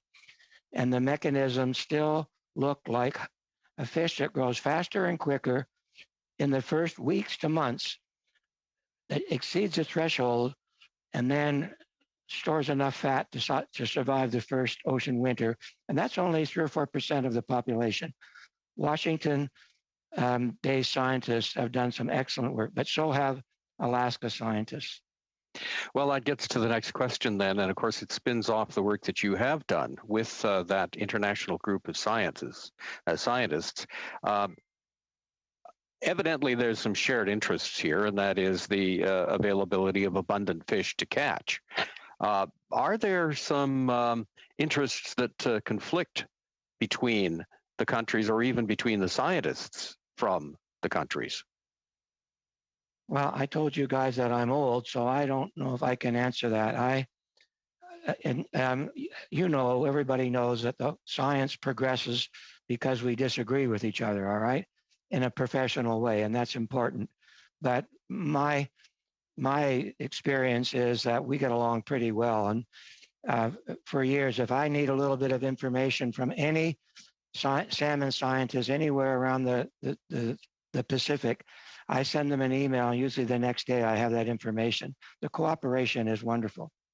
Do you get the sense that the DFO has been engaging with some of our international would-be partners in this? I think so. They probably are meeting today on the North Pacific Atlantic Fish Commission. And again, I mean, my experience started in the 70s when we had very close cooperation internationally, and I think that cooperation is still there. We also heard that. Sorry, Mr. Hardy, your time is up. We'll now go to Mr. Trudell for 2.5 minutes, 2.5 minutes or less. And Mr. Beamish, I wouldn't worry about Mr. Hardy getting cut a little bit short. He's been sorry a lot lately. Merci, Monsieur le Président. Thank you, Mr. Chair. 2.5 minutes. there are some things that I'm noticing is that we don't have enough time to speak to really important issues, but I'm going to try to do as much as I can in the 2 minutes that I have left. For Mr. Angel, earlier on, he spoke in a very detailed fashion. Now, if we come back to the scientific nature of things, you were saying that the scientist studies were very important and necessary for the rehabilitation and the conservation of salmon stocks. And you even talked about how the hatcheries were functioning. Do you think that scientist data are used enough? Are all the scientific research tools adequately implemented? Thank you for that question. No, I think there's opportunity for science to be better used in the management process. Absolutely. We still struggle to get access to all the information that we need to make good decisions. The tables we work at with DFO and others, we're still lacking data. There's scientific research that could be integrated more closely with management. Absolutely.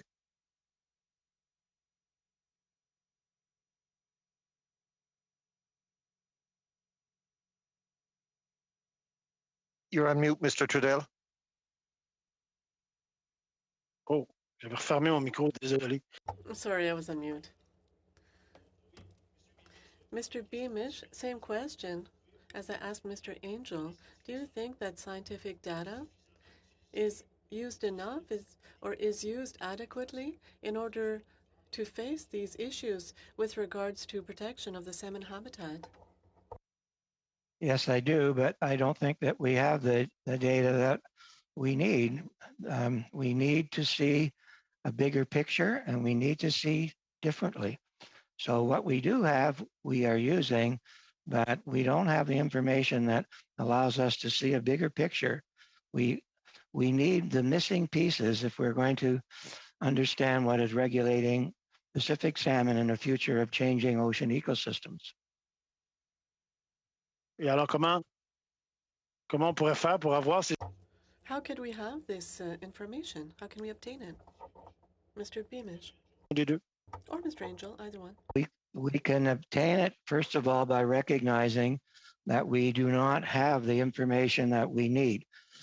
And that is what we don't understand is how climate is changing the carrying capacity of the coastal oceans, which affects the overall survival, the ability of fish to survive through the first ocean winter. That's the information we need. I can't remember who on this group, but earlier someone proposed that. I think maybe it was Mr. Arnold, but that's what we need. Now that's my idea. Remember, I keep telling you guys I'm old and it's essentially a hypothesis, but I'll bet a bottle of wine on it. Thank you, Mr. Trudell. We'll now go to Mr. Johns for 2.5 minutes, please. Thank you, Mr. Chair. Mr. Hurwitz, you talked about the department, the cuts, the impact of those cuts. Maybe you could elaborate about that and the attrition and how that impacts the important work that you're doing. Well, I mean, DFO, we partner with them in every which way. We're the data collectors. We're raising fish. We're studying fish. We are looking through tagging and research at the bottlenecks that Dr. Beamish alludes to, at least in our area. And so the cutbacks on that affected greatly. I mean, we haven't talked about poaching. That's a factor. Bycatch is a factor. When we speak about, how the countries can work together, let's face it, all the enhancement we do in Clayoquot Sound, we know from tagging, over 50% are caught by the Alaskans. And nobody's brought up yet the impacts on salmon ranching in Alaska. I mean, BC Alaskan bird biologists noticed die-offs due to lack of food competing with all these ranched fish. But getting back to us, yeah, it's tough. It's the region is suffering. There's not as many fish that we can produce, and just the attention is not on us. We are not big hatcheries. We don't have, we're small hatcheries. which is actually the way we should be enhancing fish, not with these giant artificial type giant releases. It's ecosystem by ecosystem. That's how we approach it. We approach it in rebuilding, and that is very expensive way to do it than building a great big factory that works on one river. Thanks for the answer. Thanks for the important work you're doing. Mr. Angel, you talked about a restoration economy. Can you talk about how the BC Restoration Fund is working or not working? How's that playing out for Newtownth people and on the water and on the ground? Thank you. So mindful of time here. Just speaking from Newtownth, a limited amount of money from that restoration fund went to Newtownth. Projects, we put in a lot of proposals. We did get one funded that's quite important. We're looking at herring because herring are forage fish and important to salmon, so that's excellent. That's been recognized. But really the fundamental problem with the SHRIF funding program is that the decisions were made by DFO and by the province without direct participation from First Nations. And we're rights holders. We should be decision makers. We should be part of that decision-making process. Excellent. Thank you. Thank you, Mr. Jans. Did on your 2.5 minutes. We'll now go to Mr. Arnold for 5 minutes or less, please. Thank you, Mr. Chair. I'll go back to Mr. Beamish again to start off with here. Mr. Beamish, I believe we need to understand every factor impacting our Pacific salmon and take the appropriate actions where possible. I believe we could get a better understanding of the ocean's productivity if we improved our assessment activities. We need to be better aware of wild salmon returns and better informed to improve the management of hatcheries, harvest, and the habitat. Where is a better assessment of salmon returns most needed, and how can we improve that assessment process? I can't answer that. I can only repeat that as part of that assessment that you're referring to, which is essential, you need more information so that there's too many missing pieces to really understand essentially what the mechanisms are. But I keep telling you I retired 10 years ago. I don't know enough about how DFO works to answer your question. Okay, can you identify any of those key pieces relatively quickly, or? Relatively quickly, I'll just tell you again is that I think the fundamental mechanism that regulates all salmon, all species throughout their distribution, is that when they enter the ocean, if they grow faster and quicker, they survive better. Remember that even in the best years, 5% Chinook salmon in the Strait of Georgia in the 70s provided all the fish that everybody wanted. That's 95% died, but no one really worried about that. It's now 99% die or 99.9%. You need to understand the natural mechanisms that have increased that mortality. And again, the collapse of the commercial fishery all around the Pacific last year has to be a common mechanism. And that is a key to all scientists that we need to see that. We need to understand that mechanism if we're going to understand the future of Pacific salmon. Okay, thank you. I'm hoping you might be able to shed a little bit of light on this because you've talked about the international cooperation that's needed and so on, and it sounds like the science is being exchanged. But I guess a question that we would need as legislators to how do we get that cooperation is we need an understanding of who might be winners and who might be losers if that international cooperation took place. We haven't been able to look at illegal, unreported, and unregulated fisheries. Have you any experience on that area? I only know a little bit about it, and yes, it's important. And the North Pacific Unanimous Fish Commission has the cooperation and the International North Pacific Fisheries Commission, but there's not winners and losers.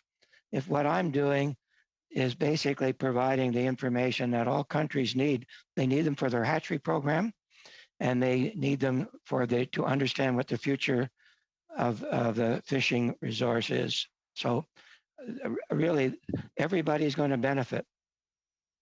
Okay, thank you. Pardon me, Mr. Hurwitz, could you elaborate a little bit on what your hatchery might gain from better assessment processes that I spoke about with Mr. Beamish? Well, we undertake an assessment. We undertake smolt surveys. We're looking at bottlenecks in the estuary using tagging, and we do this snorkel surveys in the creek walks where we count the fish. So it's just that 20 years ago we did way more, and so the data gaps that Dr. Beamish alludes to is due to funding cutbacks in DFO stock assessment that don't allow us to collect as much information as we used to.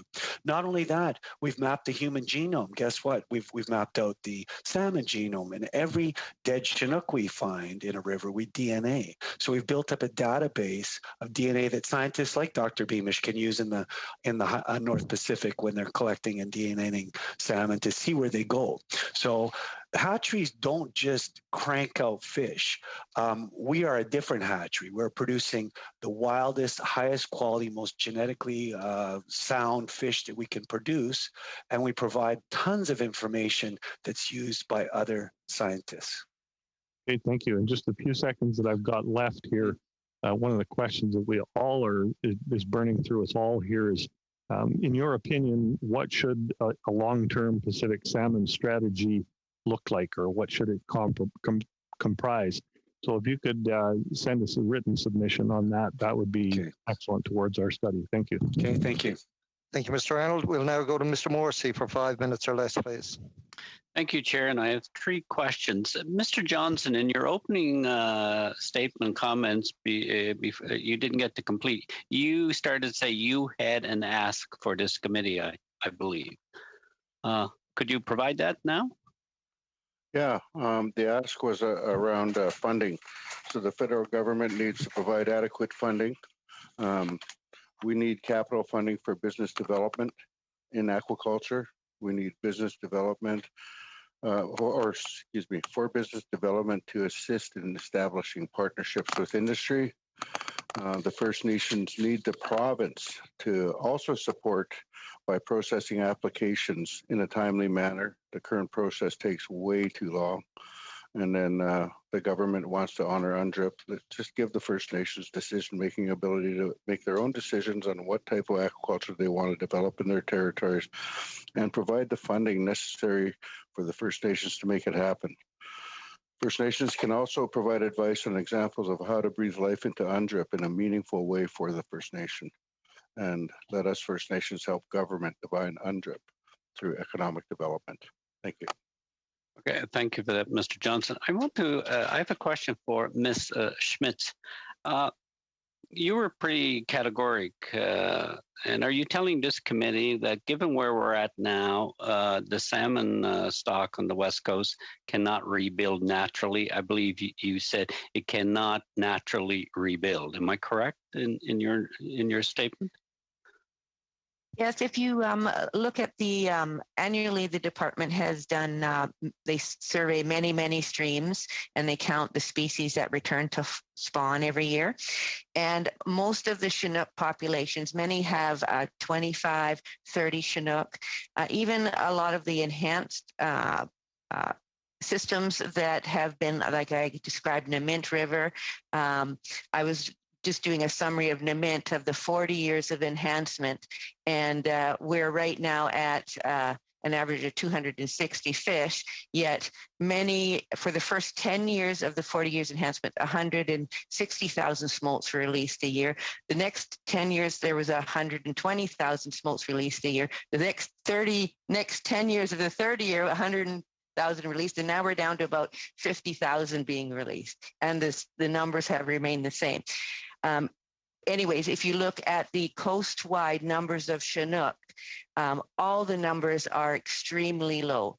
And if you look at the Chemainus, Kennedy River, I think the system last year, they got 1,500 fish just to release this year from the huge system.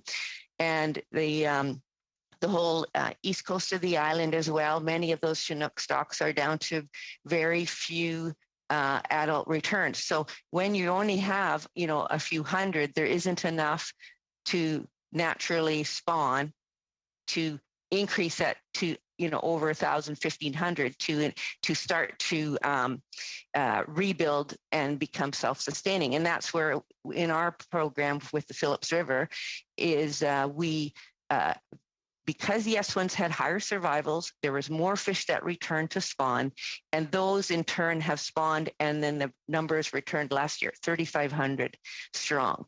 That is unbelievable. And we can repeat that for all the systems. And I just want to comment what Dave said about that there are no S1s aren't in the West Coast system.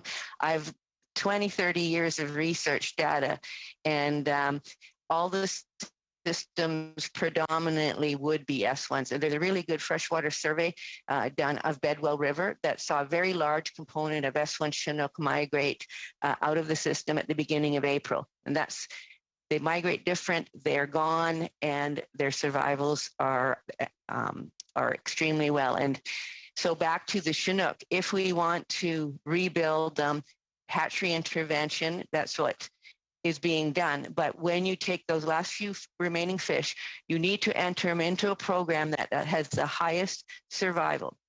And we know from the coded wire tag data that a lot of the F0s that are released are having 0.2% tag recovery. When we released our S1s, we were at 3.2% tag recovery. Every tag captured in marine fishery represents 20% of the population. So all of a sudden you have 2% of those tags, you near 10%. Our Phillips were at 8.2% survival. The Sarita and the Mint that we released were at over 5% survival compared to the 1% or 2% with the S0 releases. And so you just simply say, we're getting 1 to 2% back to spawn, 1 to 3% back to spawn, compared to the spawners from the S0s were 0.1 to 0.3% back. Huge difference, huge difference. And as you keep on taking these last few eggs and you're not getting hardly any fish surviving and returning, you've got to change the strategy. And we've demonstrated it now with 13 releases. And we've got 7 complete data sets. Thank you, Mr. Morrissey. Yeah. Your time has gone a little bit over. I know we've gotten to 3 rounds of questioning. We've got a few minutes left, so I'm going to make an executive decision and give about 2 minutes or a little over to each party. So first off, I'll go to Mr. Calkins because he's probably looking to get a couple of answers he didn't get earlier, and for 2+ minutes. Thank you. I've got a very, very simple question.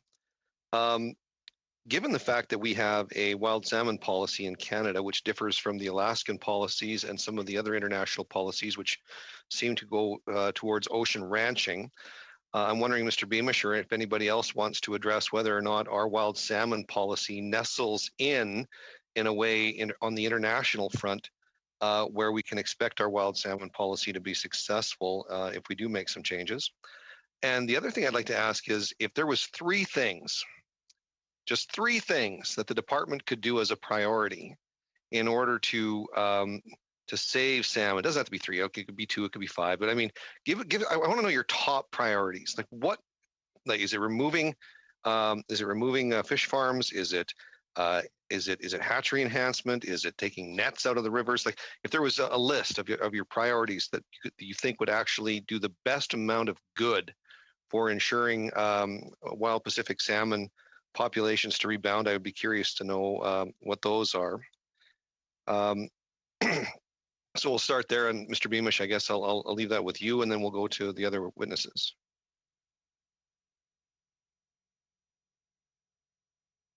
You're on mute, Mr. Beamish. How about that? I can't answer your question about the wild salmon policy. I just don't remember enough about the comparison with the United States. The one thing that DFO and all countries need to do, and I've said it a dozen times, is that you need to recognize that we don't have the information that we need essentially to be professional stewards. What we are doing is we are responding. We are professional responders, but we're not stewards yet because we don't understand the fundamental mechanisms. And the evidence for that is the total catch by all countries in 2020, which is a 35% reduction. And by the way, about half of that came from just 2 areas. And we do not have the scientific explanation for that. And that's what we need to get. So that's the priority for DFO and other countries.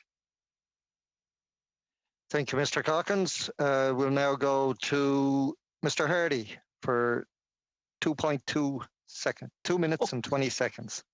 You're all heart. Okay. The DFO for a long time has been accused of spending most of its time on managing fishing effort and not enough time on rebuilding stocks. But given the state that we're in right now, and I'll just a show of hands, anybody who wants to chime in on this one, do you think it'll be necessary for the DFO to continue focusing on managing fishing effort? And do you think that they should try and rationalize the number of licenses that are available on the West Coast? Who wants to take a go at that one? And don't be chicken. Okay, you laughed, Mr. Beamish, so you go ahead. No, the issue is not, fishing is not our problem, all right? And I think DFO does a good job at managing fishing. And where I disagree with DFO, I actually think there could be more fishing opportunities, both particularly in the recreational sector. So it's not a fishing issue. It's an issue of ocean survival. And I do think that we can optimize the carrying capacity of the ocean. And we need a little more science, or maybe a lot more science. And that's, to me, that's what rebuilding is. Rebuilding isn't some historic abundance. I don't even think those are possible.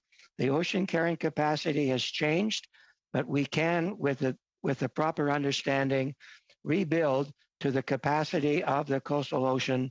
And I think there are opportunities, particularly for Chinook salmon, to do that. All right. Am I out of time, Mr. Chair? No, I'm not. Okay, good. Mr. Johnson, you've enlightened us quite in a very valuable way about the nature of aquaculture. It isn't just open net fish farms that we're talking about. There's sablefish, there's shellfish. So in your community, if you want to get more involved in aquaculture, what kind of aquaculture actually would you tend to go to? Personally, I would go to fish farms because there's nothing wrong with it. I think there's enough science now that we can address a lot of the concerns. And I'd sprinkle in some kelp as well as some shellfish and do some, what do they call, multi-trophic. Okay, good. Thank you. Thank you, Mr. Hardy. And I was going to jump in earlier and remind you that you're at Fisheries and Oceans Committee and not Agriculture when you were talking about chicken. We'll now go to Mr. Trudell for 2.25 minutes, please.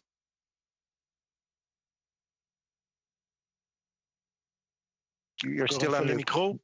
On passe notre vie à... Well, we spend our whole lives muting and unmuting ourselves. Thank you. Well, I don't know if I'll have the time, but to try to close the circle on what we're talking about. Mr. Horovich, what would you have liked to see in the budget that you didn't find that could help us in today's context?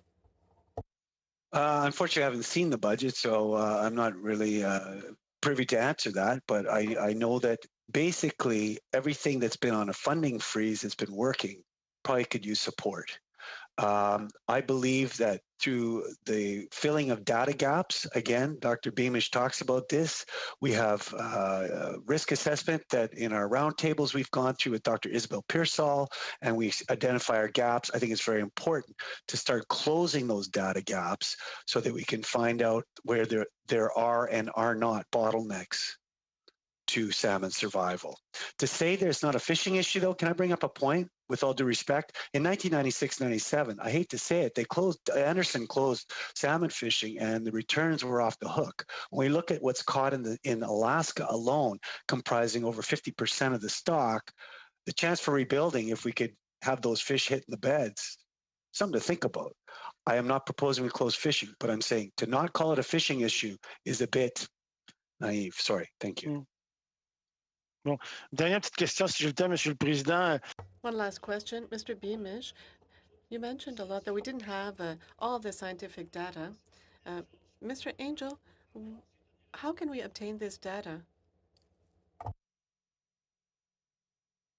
By doing science, by doing research. First Nations are out on the water all the time. They're in the forests, on the trees, looking at salmon ecosystems. We want to be part of that, and there's an excellent opportunity for First Nations to be working with DFO and with the commercial and recreational fishers, with NGOs, to be collecting that data and making it available. So support for that is absolutely essential. Thank you, Mr. Trudell. We'll now go to close it out with our friend, Mr. Johns. Well, first, I think I can say on behalf of all the committee how much we appreciate each and every one of you for your leadership in fighting for wild salmon. As the only Vancouver Islander, I can't thank you enough for the work that each and every one of you are doing. Makes me proud. There's recently announced in the budget the Pacific Salmon Secretariat and Restoration Center of Excellence. We don't know. None of us know what that looks like and what that means. But I think, Mr. Angel, you talked about how important it is that Indigenous people are not, left out of this, that it needs to be government to government to government in terms of the structure of that. And we hear Wiccan she says, I don't want to co-manage because that just means consultation. I want to joint manage in terms of moving forward. Can you speak about how critical the structure of this is in terms of that model? Well, we're moving that way slowly, reluctantly, but we're finally getting to the point where First Nations are at the table with DFO, making the decisions as, like you say, nation to nation, government to government. We've got a long ways to go, and considering how incredibly important salmon are to Nuu-chah-nulth and to First Nations generally, this is one of the best opportunities we've had in a long time. And I don't want to overstate the point. It's not that hard to do. It just requires picking up the phone and saying, let's make this happen from a senior level. The RDG, the directors at that senior level just need to talk to their equivalents, to the nation's leaders, and say, we want to make this work with you. And then they do the same thing with the province.